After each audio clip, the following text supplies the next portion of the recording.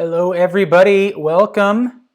We're working on the rose today. I just want to shout out to everybody. We got a lot of people chiming in.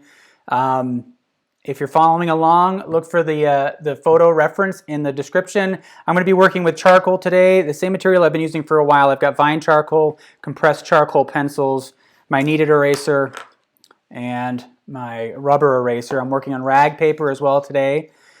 Grab whatever you've got to be working with. If you've just got a regular piece of paper and a pencil, you can follow along and I think do just fine. Some of the processes might be a little bit different, but hopefully the principles are going to stay the same. Now, one of the things I wrote in the description is that I really haven't spent a whole lot of time drawing flowers or even really painting them. It's been many, many years. So this has been a lot of fun for me to try to break the process down. So I did a preparatory drawing before, and I want to try to recreate that here. And I wanted to try to think through some of the potential challenges that you might face and some of the things that I see happening in other drawings where I feel like it can start to kind of fall apart.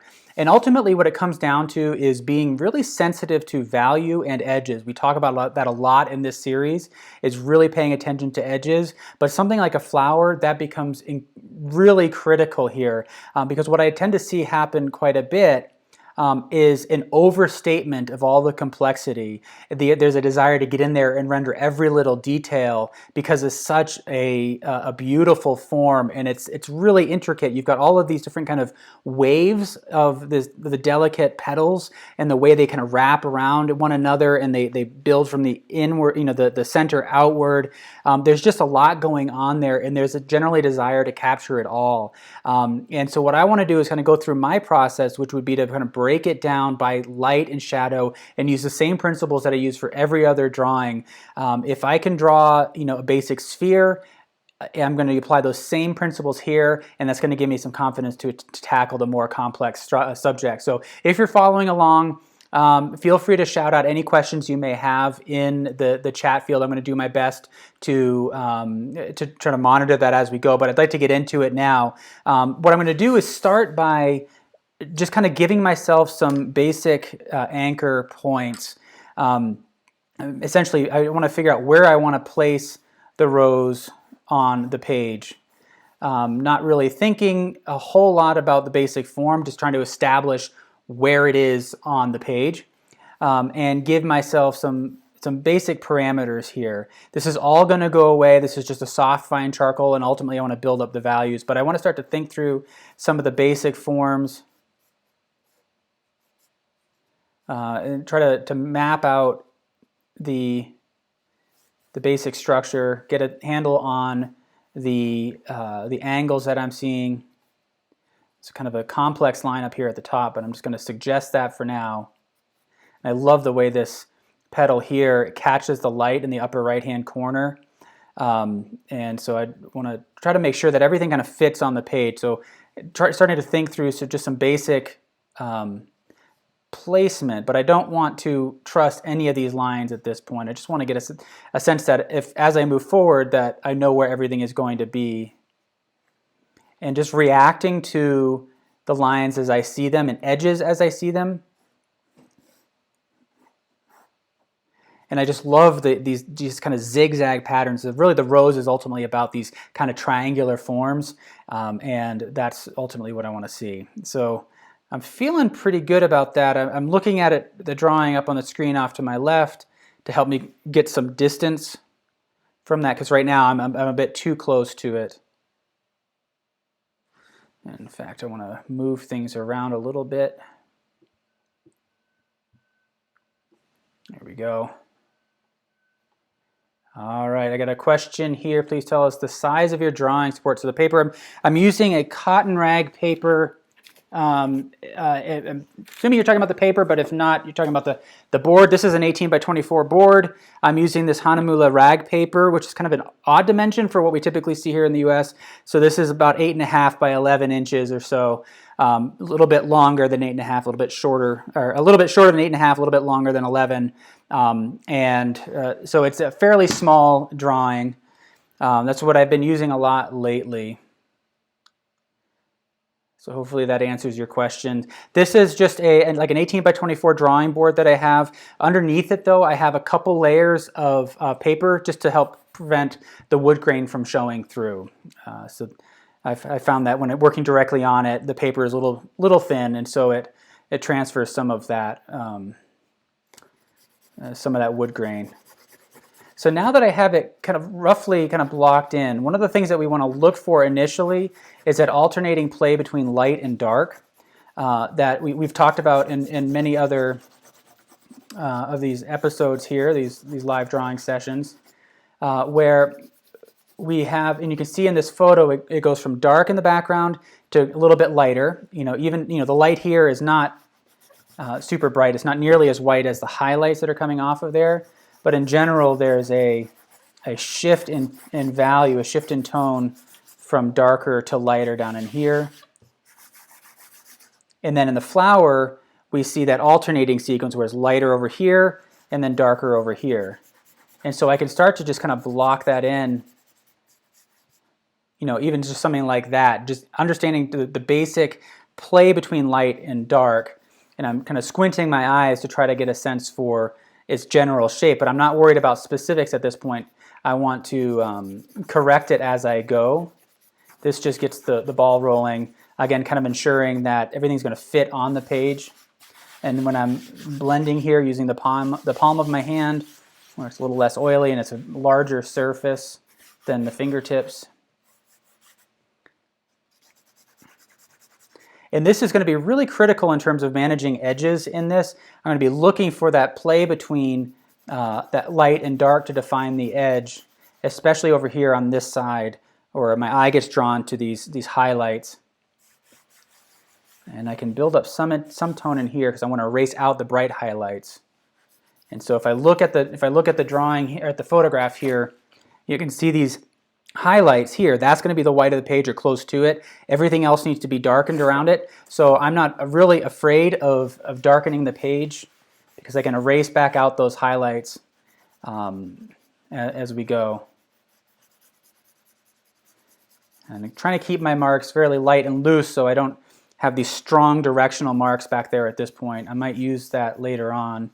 And now I can start to refine those edges a little bit, start to think through some of the basic proportions. Up here, it gets really kind of tricky. There's a lot of little bumps and grooves, but if I can see that general shape, I can refine that a little bit later. So I'm kind of doing some negative drawing at this point as I'm working in the background. I'm trying to think through the shape of the flower by looking at the shape of that negative space. And just thinking about it again in very general terms. Just like with the hand or when we're drawing the eye, there's a tendency to want to jump right into the details. There's such immediate satisfaction getting those details in there. But you want to try to delay that as much as possible and make sure you get the overall form. One of the things that we see in the reference photo here is that we lose some of the detail up in this area where it's light, where that light is really strong, and there's kind of some selective focusing in there. Some of those edges are more visible than others, and we want our drawing to kind of reflect that as well.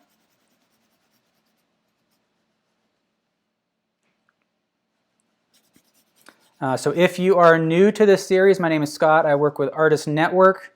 We've been doing this series now. We're on episode 16 already. So we meet every Monday, Wednesday, Friday to draw a new subject, sharpen our skills, use this time to kind of connect with one another, try to distance ourselves a bit from the craziness in the world at this point, give ourselves something to kind of focus on that allows our brain to kind of reset. That's what drawing does for me.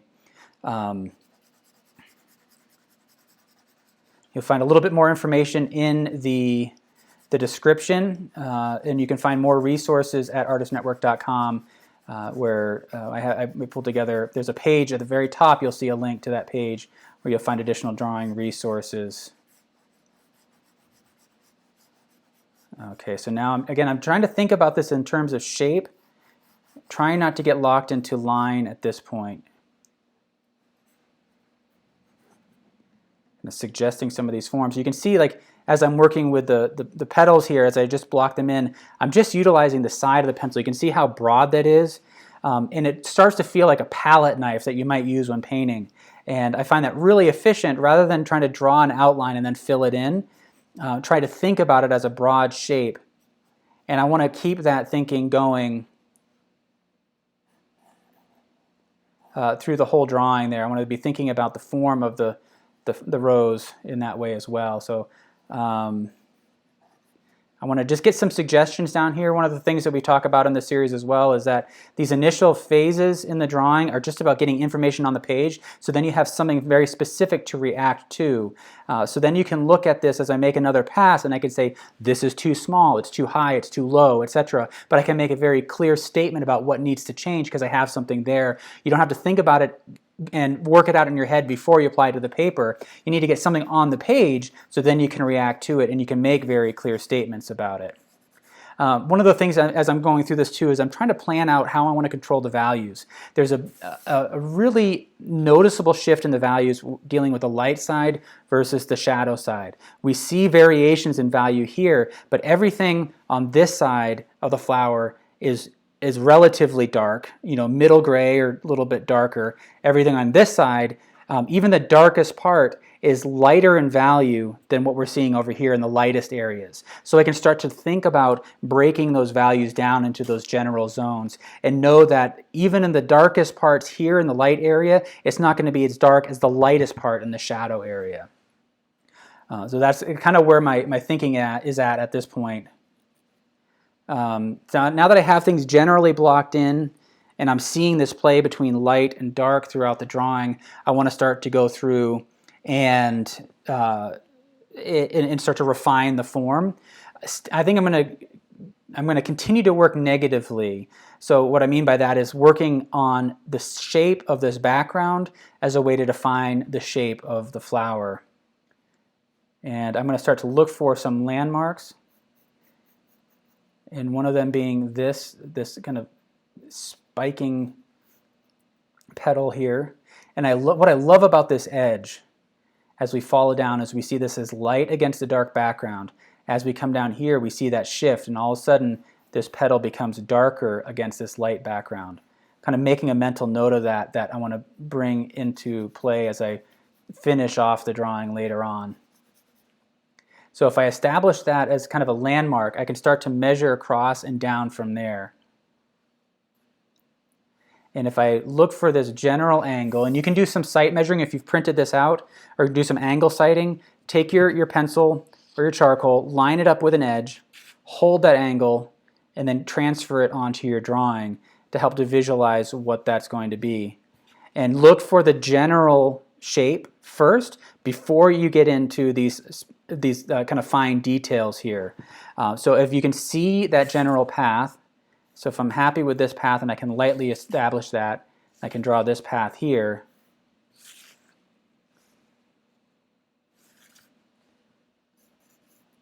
If you can see that path, then as you go along and you look at those, take another pass at this angle or this section of the rose, you can add those fine details kind of following along that path. And here I'm kind of pulled in some of that line, but I want to be really careful because I want to be thinking about this as being dark against that lighter rose, this dark background against the lighter part of the rose.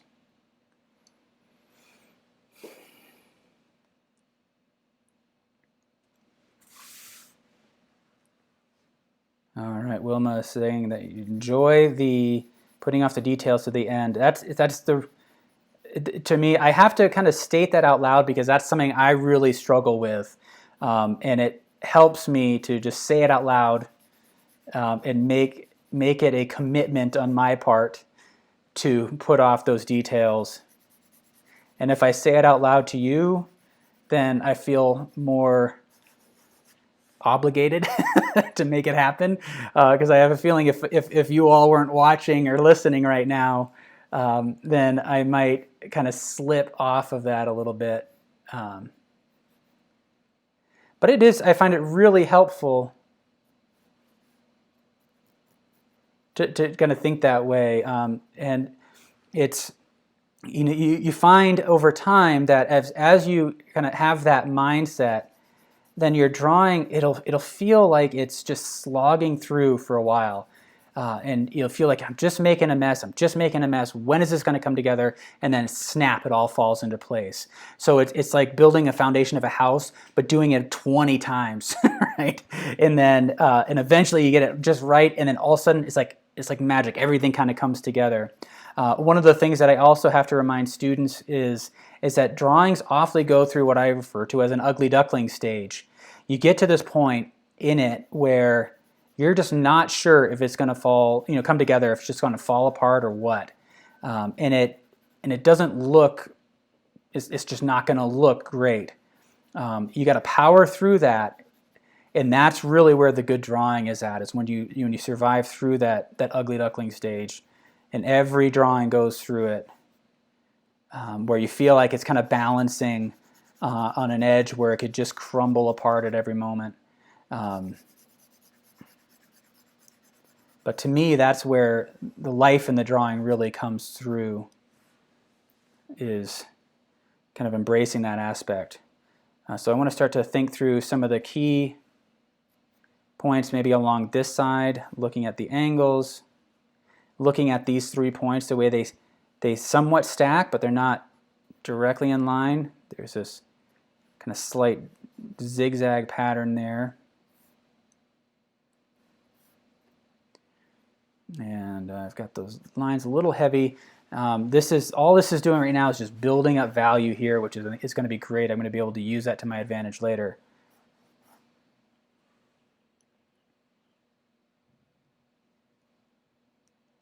Excellent. Let me see here. Yes, because you go to those details because they're fun. Yeah, it's, oh my gosh, that's where it's at. There's so much satisfaction when you nail the details. One of the things I can kind of be aware of as I laid out the stem initially is that I wasn't thinking about it kind of globally. I wasn't thinking about where it was relative to the rest of the flower, and so I can kind of get back to that a little bit. I'm going to use this landmark here, going to measure down and realize that the stem starts just off to the left. There's a bit of an angle. Kind of lock that in. And if I've got the projection in front of me, this is a little bit off.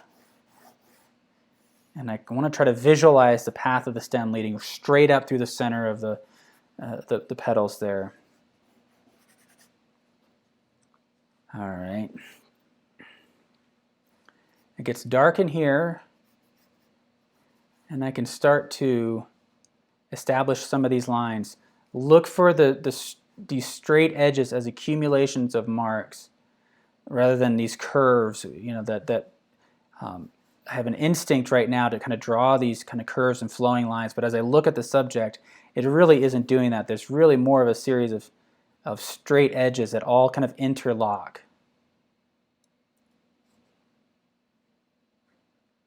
And I want to try to build this in terms of light and shadow. I'm trying to resist the temptation to render a line too much at this point, because if I make those outlines, if I make the contour lines too heavy, it just makes the flower feel heavy as well.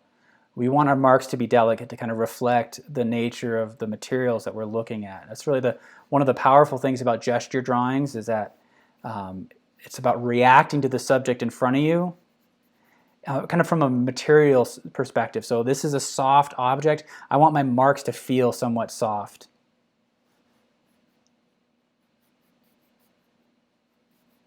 And kind of transfer some of that information across there. So it's an interesting compound curve here along that top edge. It creates this general path this way, but there's a slight kind of concave and then convex kind of path along there. I think I exaggerated that too much there in the drawing, but you can start to look for those. That really is going to help bring things to life if I can see those. Same with this one, we see it more clearly here. We have this curve this way, and then as we follow down this path, we see this kind of S curve.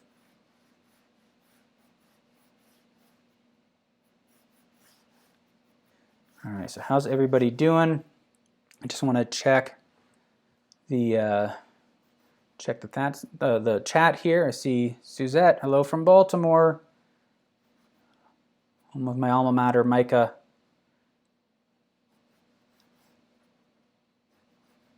I was just chatting with friends from college there, and we were exploring the streets virtually, streets of Baltimore, and sure missing that place. All right. So, all right, and I think what I need to do at this point is I want to start up in this area here. And I think there's going to be a desire for this to become the focal point, the center of the flower. But I actually really like what's happening in the photograph where these petals here kind of become the focal point. I just love that flow, that play between light and dark here, and then it kind of softly transitions up there. So I want to get into this portion of the drawing, and I think what I want to do actually is I'm going to draw this a little bit differently. Instead of using my charcoal, which gets me a really dark value, I'm just going to be using my shading stump that's already kind of loaded with charcoal. I've been drawing with this quite a bit. If you're drawing with graphite, if you're following along, then you can just try to use a lighter touch. If you don't have a shading stump, I would suggest maybe using the vine charcoal in this stage. And what I want to do is I just want to look for the patterns of light and dark. I'm going to be doing the dark lines, edges first. And I want to try to think about these forms in here as shapes, not lines. And I'll kind of show you what I mean by that. And I'm trying to, before I place a mark, look at the reference photo, establish where I am in the drawing, and ask myself, is this the right spot? And I'm trying not to think too much about what I'm actually looking at. I'm just looking at that alternating sequence between light and dark. And one of the things I like about this shading stump is that it keeps these marks fairly light. I just can't get dark with these. And I know I want to keep my values light in this light area.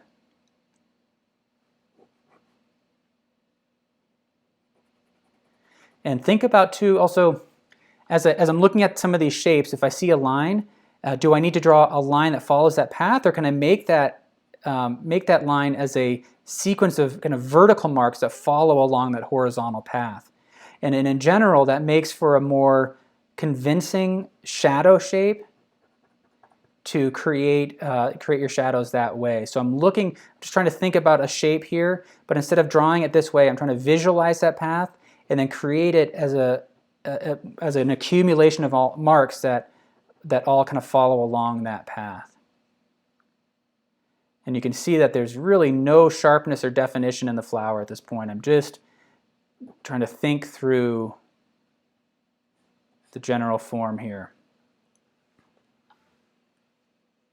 It doesn't matter if your petals are off. I don't believe so. But that's really kind of up to you. For me, I don't think so.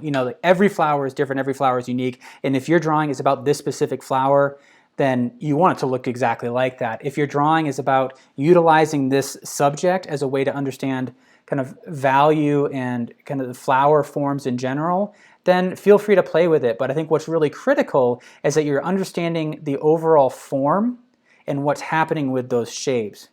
And so, trying to observe the general shapes rather than trying to project onto it something that you think might need to happen.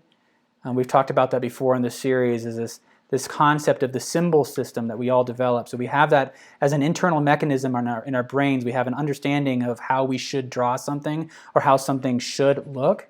But that symbol system is often not based on what things actually look like. They're based on kind of initial impressions. And we don't actually spend a whole lot of time really looking at things. As a survival tool, you could ask ourselves, in the wild, if we were to stop and have to spend 20 minutes evaluating what we're looking at, every time we go outside, then it could really hamper our lifestyle there. So what we do in our brains is we form this preconceived notion about what things actually look like. And it's more important to us to know instantly that's a rose, rather than how do we know that's a rose? Well, because walk through the process of saying we know it's a rose because it's got these shapes and it's got these colors, it's got this material. We don't want to evaluate. Our brain is designed to make assumptions. And if we want to improve our ability to draw realistically, we need to override those assumptions. All right, and so I'm kind of using this shading stump because I like the light values, it's not a very permanent mark, to start to think through kind of logically where I'm at with things. And so I'm just kind of reacting to the basic shadow shapes here, but I'm getting to the point where I feel like I need to do some negative drawing and erase out some of the highlights because I'm losing track of the form. And I'm not worried about specific detail, just trying to see the overall forms. And what I love about the kneaded eraser is I can form it into these kind of wedges that start to mimic the general shape of the flower petals.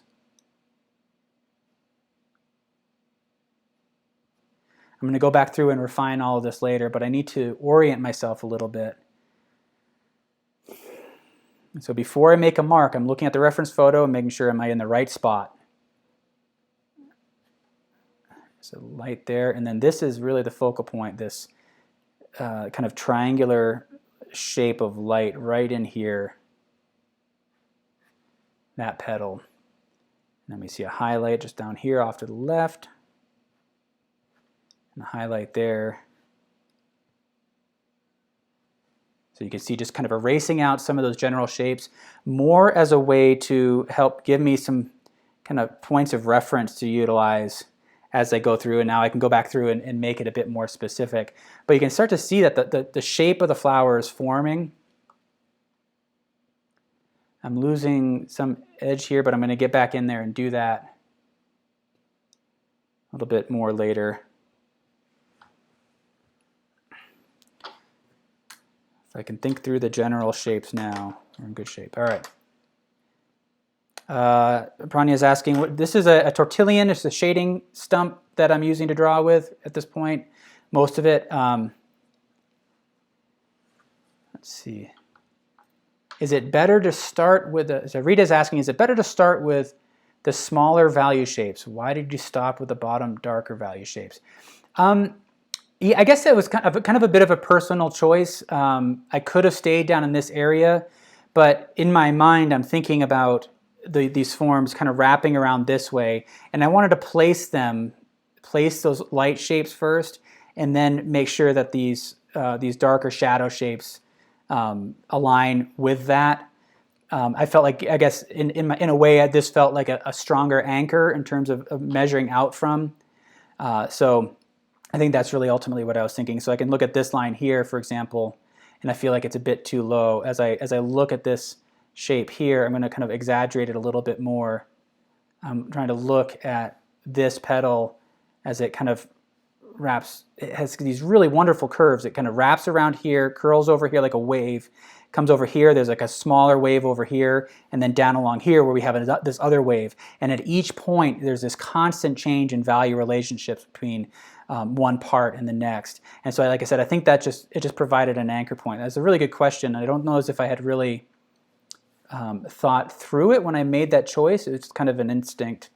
So it was nice to be able to connect with that a little bit. And then here what I love is this play between light and dark, where we have a highlight on this part of the petal, it kind of curls around, when then it gets darker, and it's darker on this part of the petal, and then it gets a little bit lighter. So just a wonderful play between light and dark. And then I feel like that's generally placed accurately. So I'm just thinking through the form now. Again, trying to always double check before I make a mark, look at the reference photo, look at the drawing, am I in the right spot? If I forget about the reference photo, I get sucked into the drawing, and then I start making assumptions, and I don't know enough about flowers at this point to be able to rely on those assumptions. The more you draw them, the more you really understand about them, and then you can start to get away with kind of ignoring the reference photo a little bit more. But I just can't. I don't really know this form well enough. I haven't built up any kind of muscle memory in terms of drawing it. So I want to kind of do some angle sighting. So I really want to kind of take my time. All right.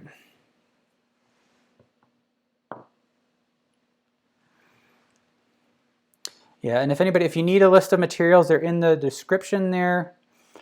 All right.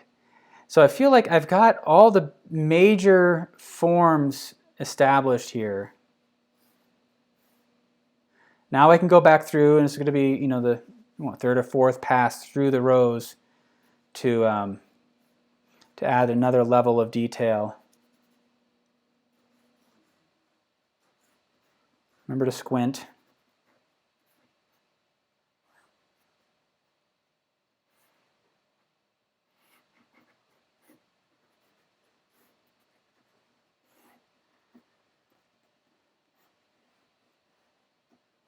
Kind of suggest these forms in here again so I don't forget them. They're probably going to get lost by this hand as I kind of wash over it. So now as I pick up my my charcoal pencil here, I want to be really careful with this edge.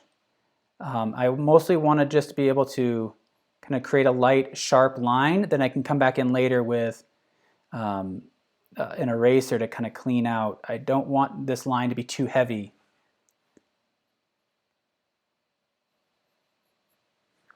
And then I also have my rubber eraser, and you've seen this before. I've shaved it off this way to give myself a sharp edge. And in terms of drawing a rose, that's going to be really handy. So now I'll just do some negative drawing, kind of thinking through these forms, correcting as we go. Kind of move some of these forms around. If I lose that edge, if I'm wrong, I can just kind of wipe it off, start over.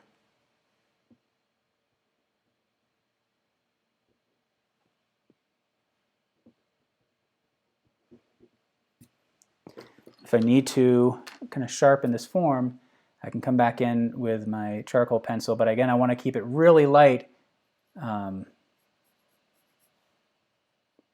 Try not to draw the form too much, or draw the line too much. Think about it in terms of edges, not line.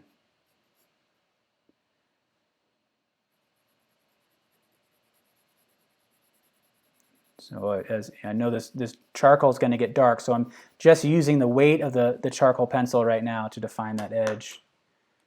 And if I need to get in, I can refine some of these edges with using the kneaded eraser, kind of bring it down to a point. And it's this kind of alternating kind of process of working with the charcoal, working with the eraser. And you can see I'm building up kind of a halo on this area. So I can either darken out around it to kind of smooth out that halo, or I can smudge it down. All right, so I kind of like that little landmark. I think I exaggerated it too much. So I can cut that form down,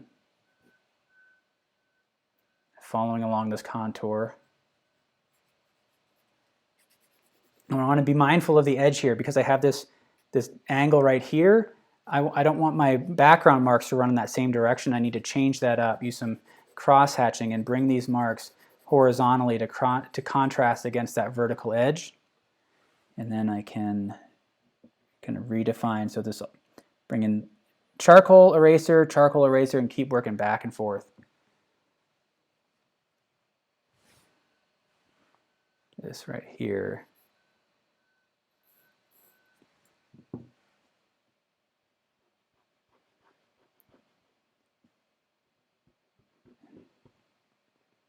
All right, just kind of trying to again think through these shapes. I'm getting more specific landmarks here. And then I can use my shading stump, to kind of refine these. Remember, you're always drawing, whether no matter what object you have in your hand, you're drawing, you're making marks. Some students kind of forget that. They think, all right, when I have a shading stump, I'm shading. That's just blending out and smoothing out marks. You know, you're always contributing to the form of the object. The same with the eraser. You're always contributing to it when you have that material. So if I have this eraser, it's not about correcting and kind of, right. I'm going to have to take another pass at some of the detail in this area, but I'm going to get back to that once I build up the rest of the form here.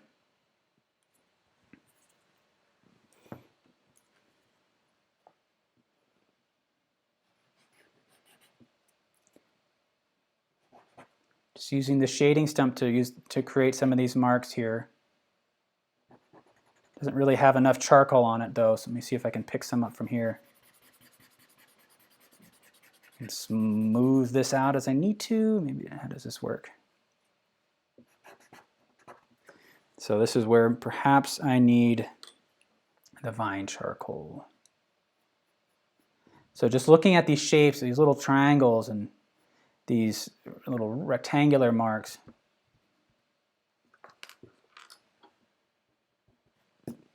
and building up that form.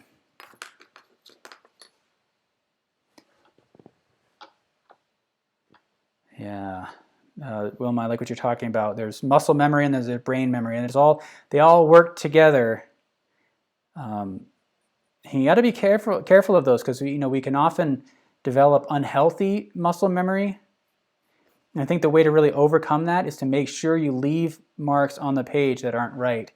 Because what will end up happening is if you make a mark and you say that's not right and you take it all off, you're very likely to do that exact same mark again.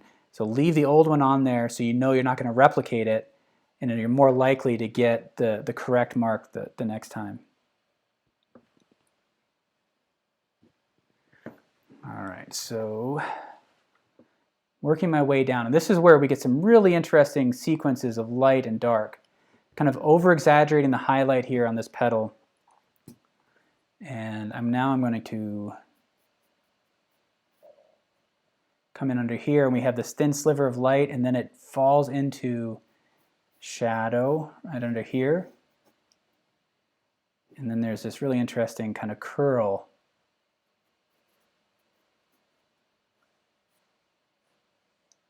There's a curl right there, so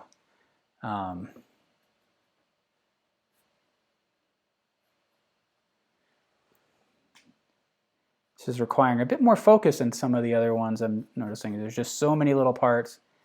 I don't know how precise I need to be, but it's really kind of critical. That's what gives it the form, is that I need to understand kind of what I'm looking at when I'm doing this a bit more than perhaps some of the other drawings that we've done. If you haven't seen any of the other drawings, you'll be able to see the playlist on our YouTube channel. Again, we're up to episode 16. Every Monday, Wednesday, Friday, we do a different subject, different object, and each one is designed to sharpen our skills in a particular way. So now we get into this area where we're dealing in shadow here, and I want to be careful about my values. The value in here, this is kind of a light area, but it's darker in value than the darkest parts over there. So I want my drawing to reflect that. And this is maybe where I need to be switching to my charcoal pencil. And so you can see as I create this edge, rather than draw my marks this way, I'm drawing them vertically, and that helps to reinforce the sense of form in this part of the flower petal.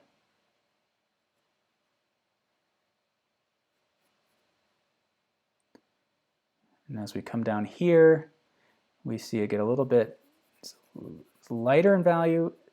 This is lighter in value than that, but it's darker. Then there's a thin sliver of highlight there. And then we get into this shadow form here. So a lot of angle sighting. I'm just trying to observe it as angles and shapes first. And if I really don't understand what I'm looking at, then I'm going to go through and say, well, what actually am I looking at in this flower? Which petal is it? So I want to be really careful as if I start to outline or create the contour line of something, I just want to be really careful that I'm not overstating it. And I can always come back in and make those lines darker. I suppose you can always lighten up a line as well if it's too dark. But what's going to ultimately create the delicacy in the flower that I want is the line work to be very subtle. So here we see another play. We have a light striking this part of the petal. It's a little bit darker around that edge. So then it sets us up to have then a strong contrast of light against this one. And then this edge here, we see this general curve, but as you look more closely, it's really a sequence of these short, straight edges.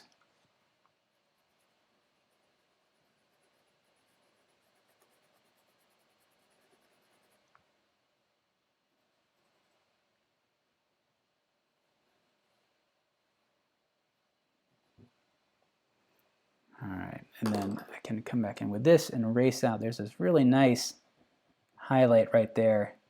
And I'm overstating that. I cut away too much of that with the eraser. It gives me the highlight, and now I can come back in, and there's this cool little curl right in here. And it gets dark right up against that edge, and then it kind of feathers out up along here. So then we see this feathering of dark into that light edge. And then as I come around to this side, there is no dark part of that part of the petal. It gets darker underneath it and under that shadow.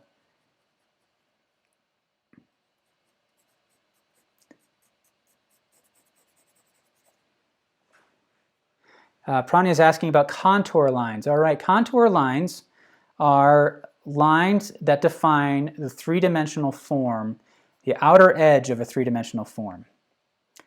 So if I were to kind of go in and darken some of these edges, this is a contour line. So three-dimensional form is the outer edge of that. An outline is really just kind of following along kind of around the outside of an object. So the contour really, as opposed to outline, defines the three-dimensional aspect. You're going for something that's three-dimensional.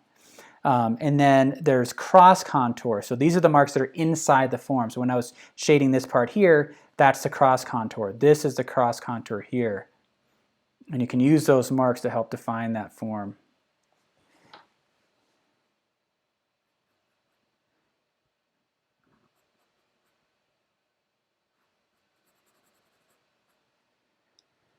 All right, so if I do a line, if I do define an edge with a line, I just want to be really careful and create some variety there. So as you saw me put this line in along here, it helps to sharpen up that edge, but I'm trailing it off, and that's going to give it a bit more life than if I make it a heavy, consistent line all the way through.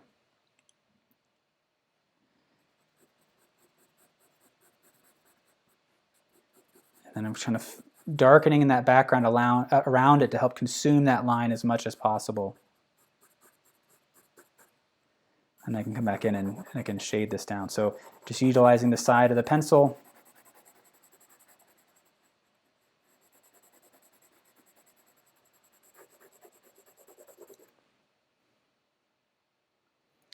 Is it out of focus for some of you? It's looking like it's nice and sharp on my screen here. So I hope it's not for you. Could be a bandwidth issue. All right, so I'm working through now, coming down along this edge, and I can refine it, keeping the lines light. And where I can, there's this general curve, but seeing it as a sequence of shorter, straighter marks.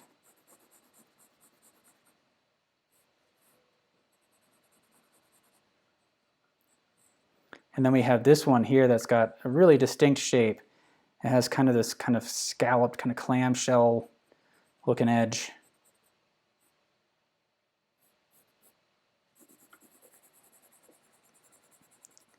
I'm using circular marks in the background to help to keep those marks from creating halos around there. All right, so.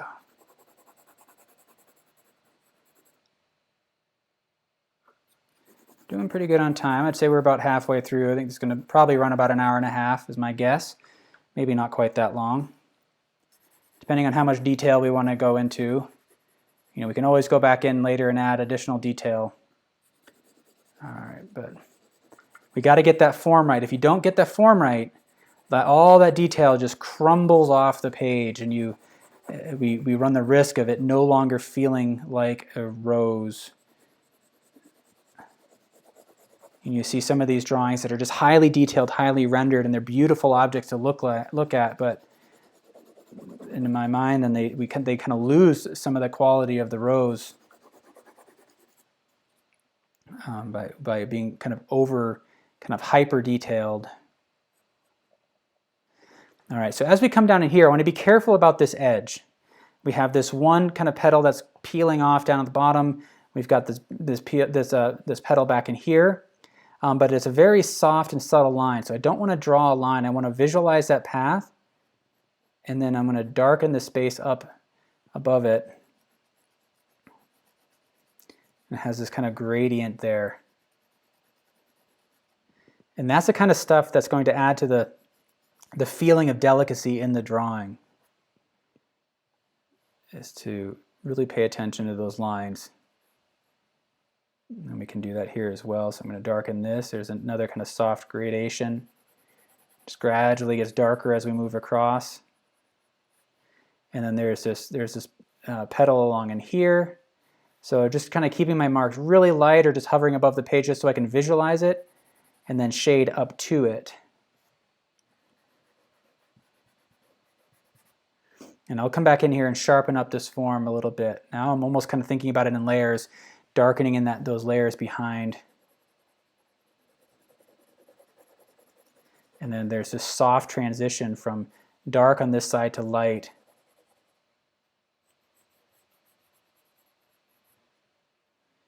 I'm going to sharpen this edge along in here just to draw some focus there.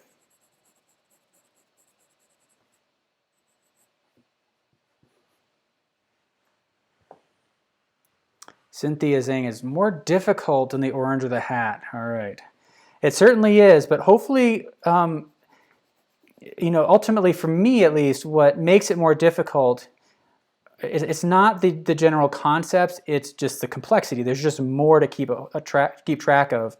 And so we just keep practicing, but try to use these general principles, understanding line and value, keeping the marks kind of light and in control. So I've got this edge along here and it gets darker. That's what defines that petal here in the shadow. And so as I squint at this, I just want to make sure that those values are holding up, that they're staying in the shadow.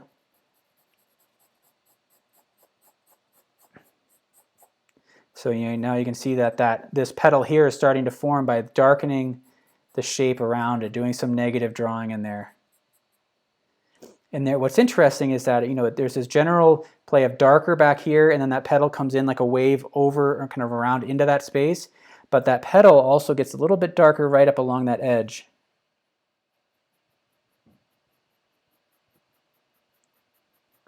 So again, I'm creating that edge as a sequence of marks that follow along the cross contour of that shape. And then this gets dark right in here.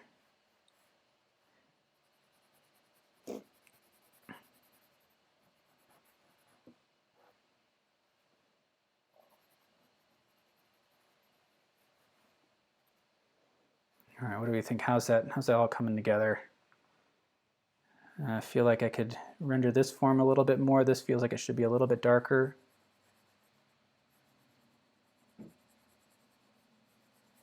Think about that play between positive and negative space in there. So creating this petal by also looking at the values and the shapes around it. Right in here, that's an interesting kind of play on light and dark in there.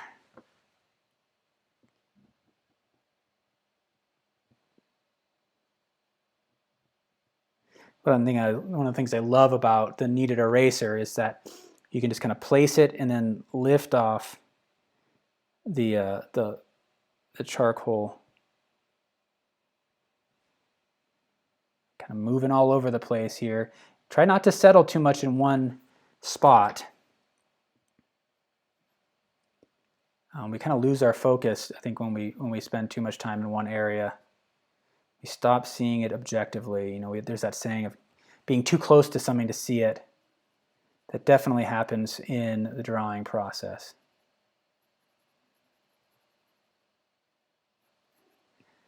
This is what I need. I need to bring this out. And then this, I'm trying to pay attention to the plane of this right here. and recognize that there's this angle to the top sides of each of the petals that I can reference.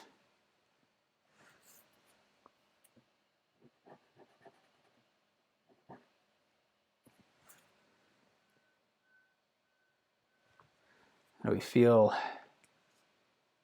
How did I control the lighting? So in this reference photo, I set that this is natural light coming in from a window. It's fairly far, about probably 15 to 20 feet from the light source. And it's just a very kind of simple background. And maybe this one was a little bit closer than that, maybe 10 feet from the open window. And one of the things that I was specifically looking at when I set up this rose is I wanted to be able to see two things, really, the form and the play of light and shadow. So when I talk about the form, I wanted to be able to see some of the top here. As I kind of came down with the camera, I would lose that and I would only see these petals here. And that just didn't give me a whole lot of information about the three-dimensional form of it. So I wanted to come up kind of at a 3/4 angle so I could see kind of the top plane and then the kind of the bowl of the flower. And then I also wanted there to be distinct light and shadow side. And what was nice about this setup here is because the window is over here, this part of the wall is naturally in shadow against that window. The light comes in, hits it on this side of the rose, but it's also striking that back wall to give me that play between light and dark. So then the shadow of the rose is against a lighter portion of that background. And so those are some of the things that I was looking at as I was setting it up, knowing that if I didn't have those elements, I'm giving myself a lot more of a challenge in creating the drawing. So the more information you can have in your reference, the better. If I was working from life, that's exactly what I would do as well. For me, it's all about not necessarily what's going to look good in the drawing, but what's going to give me the information I need about the subject, and then trusting that if I understand the subject, that the drawing is going to turn out. So hopefully that makes sense. Bev is saying it's easier to paint the rose than draw it. That's fascinating. I could definitely see where that's coming from. But I try to draw, especially in charcoal, I try to draw similarly to how I paint. I think about it in a very painterly way. I'm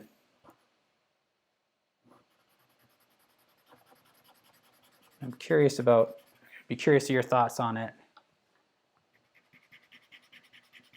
I love this this line right here. There's a translucency to this petal and all of a sudden it gets darker over here where there's that other petal behind it. This is where it's kind of off a bit. Bring that up. I can darken this area in here.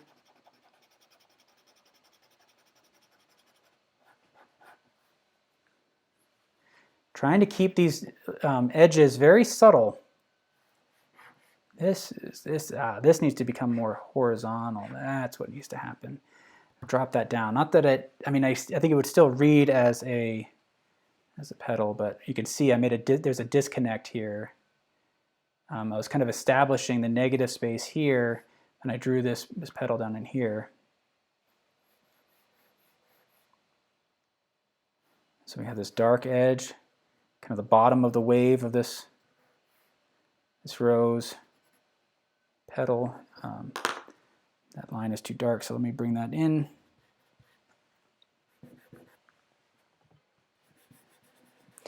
Need my finger to get that a little bit better. Okay. And then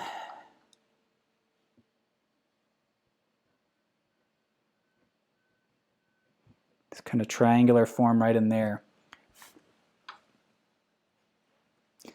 Some of these proportions are off, and I feel like that's be less interesting to watch me correct them. So if I'm looking at the general form, am I happy with it? Yes, I'm happy with the general form.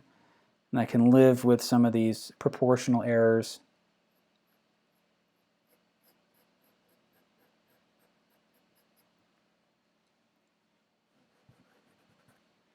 Darken under here. I love some of these really rich dark areas in the petals right along the edges.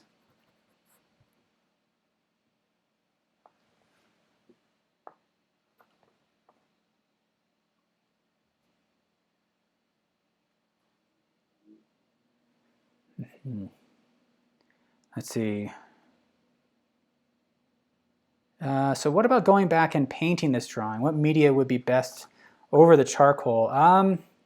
Yeah, I don't know. In terms of better or not, that's a tricky one to answer. I'm an oil painter, so my instinct would be to go to oils, but this would actually be a lot of fun to do in pastel. If you haven't tried soft pastel, I recommend it as a tool. Working in pastel taught me a lot about color, because your colors are essentially pre-mixed. You're looking for the right stick that has the right value, the right hue, the right saturation. So I recommend anybody looking to improve your understanding of color to give pastels a shot.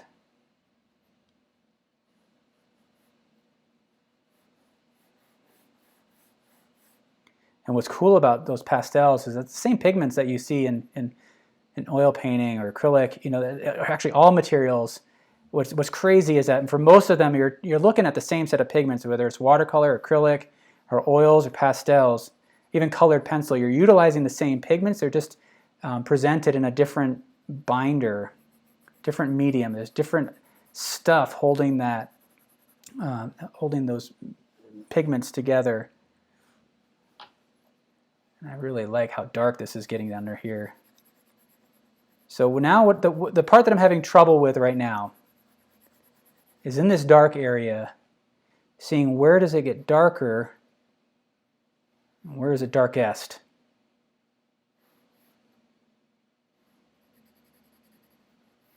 To understand that play between light and shadow there, I need to shade this.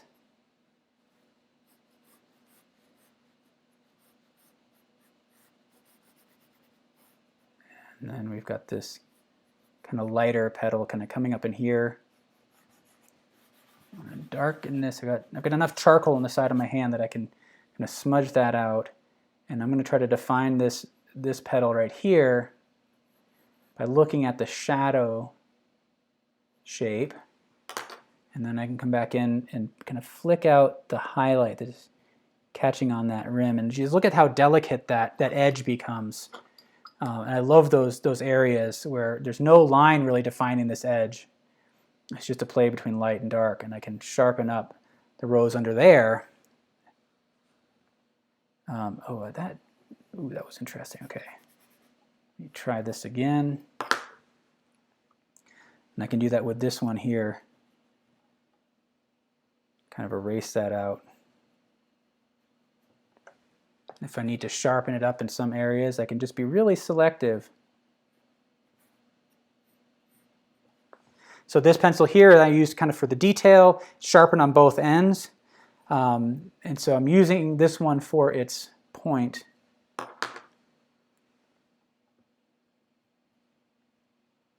How's everybody doing? Everybody following along? This area in here kind of gets lost a little bit. I think what I need to do is come back into this area and add a bit more specificity to these forms. So again, trying to think through shapes of light and shadow. Trying to understand exactly what I'm looking at, it's going to be nearly impossible on this. I'm losing track of where one petal ends and another begins. And so I'm just going to try to trust the shapes. And so now as I see these forms here, if I see a shape, I want to try to not define it by kind of outlining that shape. I want to try to create it as an accumulation of marks that run in a different direction. One of the nice things about the charcoal pencil is I feel like I've overstated these darks here. They're just too dark. And I can just come back in and lift it off with the kneaded eraser. I feel like I can kind of do that down in here as well. Pull off some of those lights. I want to make sure I maintain that separation between light and shadow. Now let's see.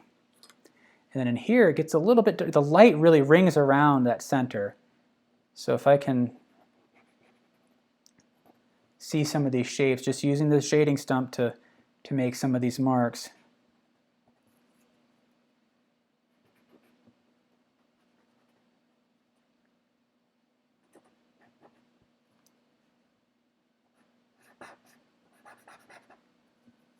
And then here it falls into shadow a bit, so I can shade this. Oh, actually, I kind of really like this edge. So I'm going to use a sharp, thin line to pop that out. How do we feel about that? It's feeling a little bit better. If I need to add a little bit more detail, I can come in and just kind of selectively drop a little bit of kind of a line segment in with this fine edge.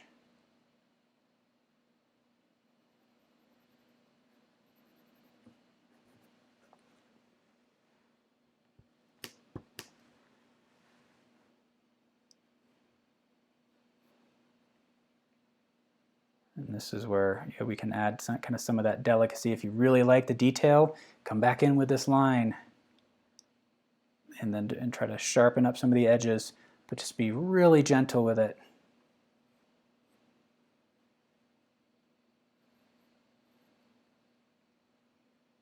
Is that showing up? Is that showing up all right? Kathy is saying, working in 6B graphite, but I feel like the paper won't accept any more graphite for details. Unfortunately, that's a tough one when you're working with graphite. What you can do, one of the things I've had success in the past is essentially taking a rubber eraser and erasing down those layers of graphite back to the paper. It's not going to get pure white, but that can sometimes reveal a bit more of the tooth of the paper to accept some of those fine details. So you might have to almost kind of build it back up.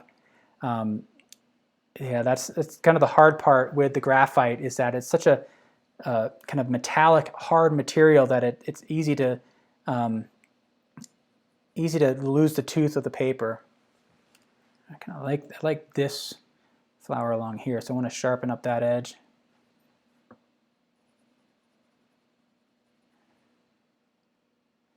And then right in here, actually what I want to do is kind of drag this.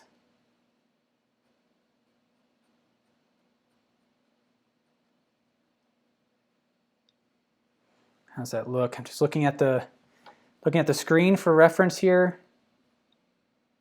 Make sure I'm kind of in the right spot.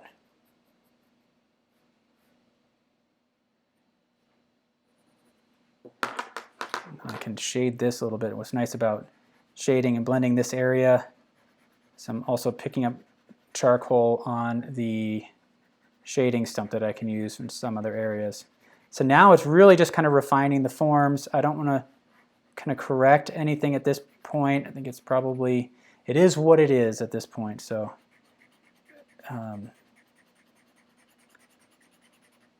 so by what I'm doing here, by kind of washing over the whole thing, is I'm thinking about it like a wash, like it might be a watercolor or something, where I'm just trying to unify it all under one kind of common value. And as long as there's still enough value contrast so I can see the forms, this helps to lock it all in shadow.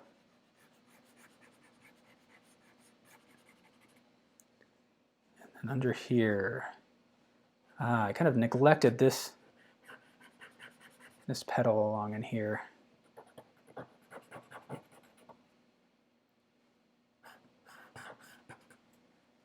Let me shade in up around it.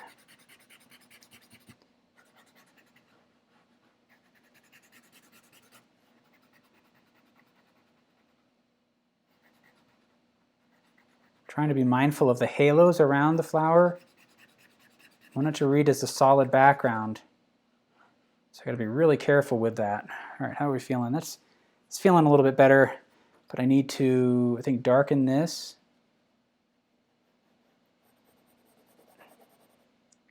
And then you get this really cool kind of thin sliver of a petal. I'm going to erase that out with the eraser. So I'm just going to darken in this whole shape.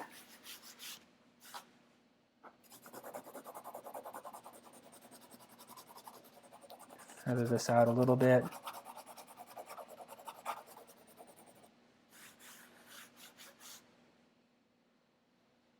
All right, and then See what happens if I kind of smudge this a little bit.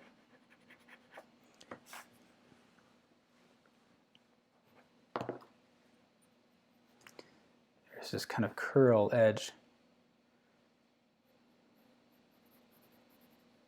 Doing some negative drawing, so drawing this dark shape right in here to create the curl of the that petal underneath it. And then we have this thin, kind of wavy petal right along here. What I want to do is do some negative drawing around it, where I can see portions of that stem in the leaf.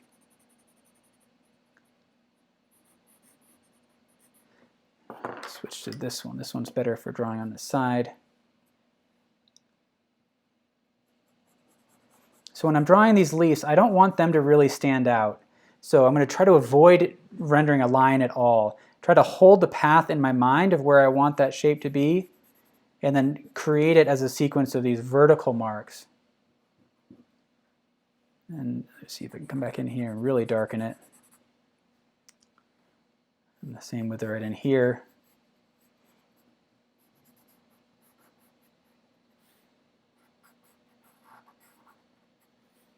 Yes, if I draw these leaves as solid lines, I run the risk of it drawing too much attention. I want them to really feel like peripheral elements.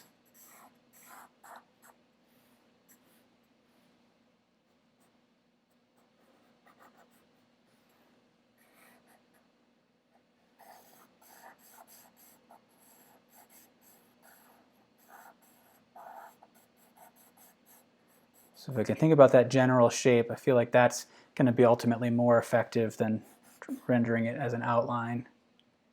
This one kind of comes across.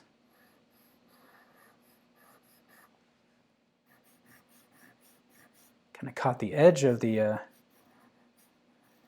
charcoal there, so it's creating these harder lines. And it has these this kind of sawtooth edge. And you get a little flick of light there. That's kind of cool right there at the end of that leaf. A little bit of a highlight. See if I can do that. So I erased out a much bigger area. And I'm going to cut that back down. Fairly subtle. And then we've got this big one up here.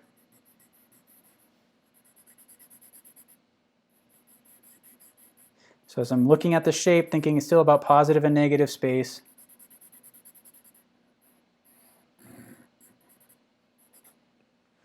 I don't know. How do we feel about that? That's working out all right, huh? Just something. I need to get this background working a little bit better, though. It's too blotchy for me. Too distracting. How's everybody? All right. I'm just going to look through through some of the comments. Chris, the ugly duckling metaphor. I'm glad that resonates. I have to admit that I felt like this went through that, and it could still be. I think there's some areas where it's still kind of in that ugly duckling stage, like right in here. I feel like I need to add a little bit more specificity, but I want to keep these marks really light.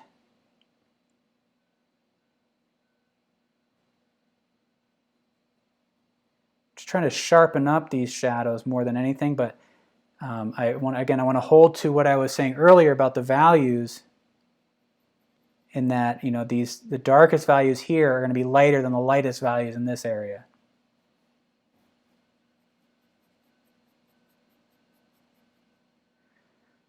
So that adds a little bit more kind of a sharpness to it. Just using some cross-hatching in here, or some hatching actually, not cross-hatching, because I'm running the difference between cross-hatching and hatching. Of course, hatching is you're making marks in one direction. Cross-hatching is you're laying over subsequent layers of marks moving in opposing directions.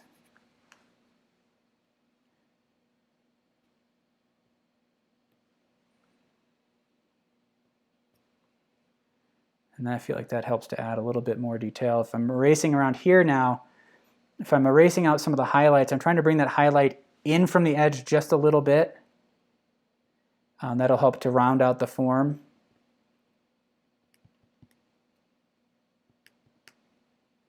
How do we feel? Yeah, again, like I said, there's some proportional issues that I'm not too worried about. This little halo right under here is bothering me, though. I want to kind of darken in some of the areas around here. I feel like that's a little bit overstated, so I can go in here. I'm just going to wash right over that highlight that I talked about earlier that I really liked. It's gone now, so I'm darkening that area. Now I come back in with my eraser and lift it back out.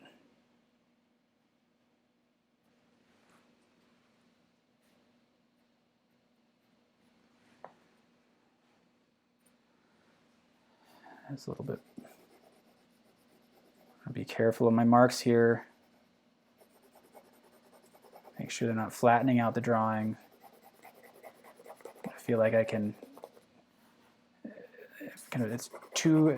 there's too much of a kind of a dark halo around it. I want it to feel like background space. Kind of feather off this gradient a little bit more.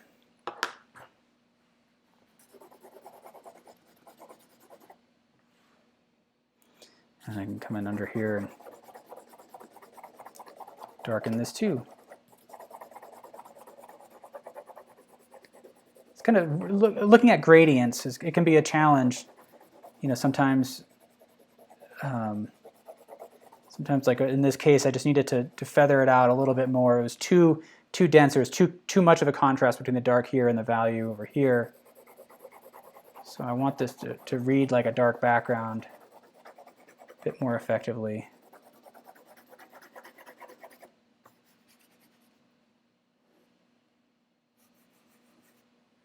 How's that feel? I just want what I'm looking for is the form, and seeing if that edge kind of degrades in any area where it feels like it's falling apart.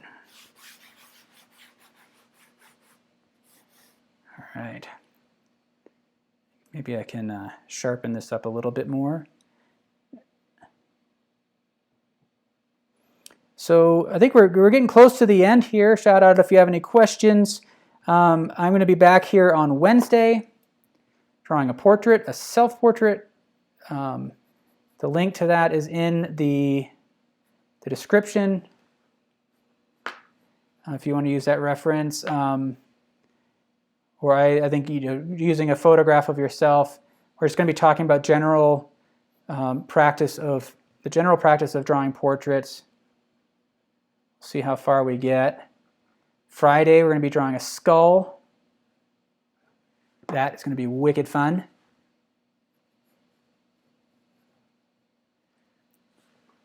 Do this every Monday, Wednesday, Friday, 3 p.m. Eastern. And if you're new, welcome. I know many of you have been joining almost every day, just about every day so far, and I really enjoyed seeing familiar faces here. So I appreciate you all coming back. There's always the recordings that you can watch later. I like to answer as many questions as I can, so I'm just going to hang out for a little while, just kind of refining this. Am I still using cross-hatching? Yeah, I think at this point, yeah, I am looking at the direction of my marks. As Rosie's asking me about cross-hatching. Yeah, I generally do more cross-hatching than hatching throughout the drawing. I just feel like it brings a bit more life to the drawing than having marks that all run in one direction. So overlapping them, I think is really helpful. What I'm looking at now is evaluating to the direction of any of the marks. Does that interfere with anything with me understanding the form? That's what I'm evaluating. Thank you again. You're welcome. I'm glad to see everybody's getting out of this. Jan B, welcome. You came in at the end, but yeah, I'd love to have you kind of watch the whole video. I can hang on if you have any questions for a little bit.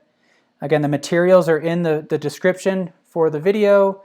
There's a list of it. There's also a link to the reference image. Oh, there's this cool little part over here I kind of missed. Let me get that in there. I kind of like there's a little flick of light that kind of comes through. There's a reflected light right in here. Pull that out. It's amazing what a little speck like that can do.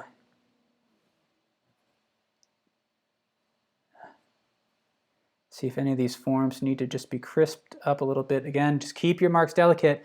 One of the things I see in drawings of roses that I find are less effective is an over-rendering of the line around there, just too strong of a line around the edge.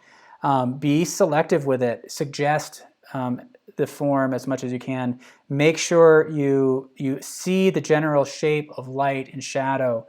Don't lose that. That's what holds everything together and makes it feel like a flower. Use your marks to really reflect the material as well. This is a delicate object. Use delicate marks. Somebody who was really good at understanding the relationship between marks and the materials is Van Gogh. I found so. Kind of there's an abstract quality. Hopefully I'm not leaning into the shot too much, but I can add a little bit more structure under here.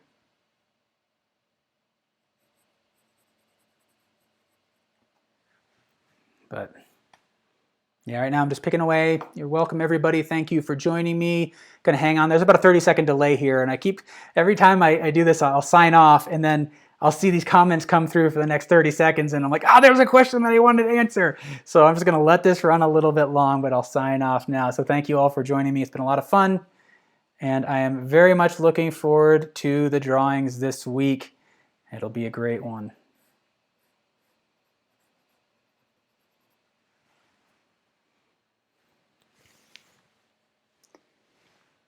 SL Arts, will this be live next week? Yes, I'll go live every Monday, Wednesday, Friday, 3 p.m. Eastern. And the recording stays up. And what's cool is you can kind of see the live chat associated with that, so you can see the comments as they come through as well.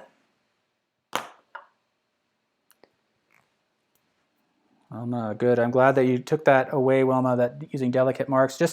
I just like to think about, the idea that when you're drawing, marks are thoughts. That's the mantra that runs to my mind all the time. The marks that you make they start as a thought. And the first place to look if a mark isn't working is what were your thoughts around that.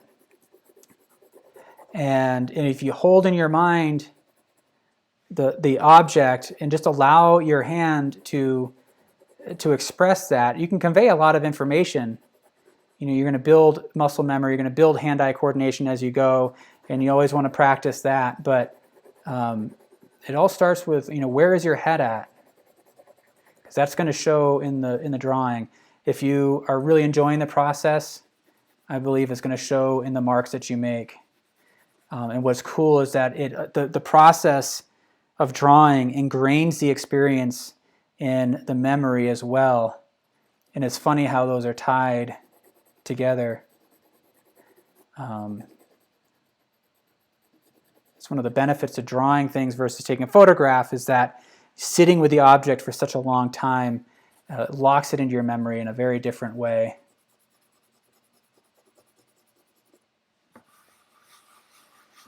You're welcome, everybody. So thank you so much. Looks like we got all the questions that came through, so I appreciate it. I'll see you all on Wednesday. We're going to draw a portrait. Good times.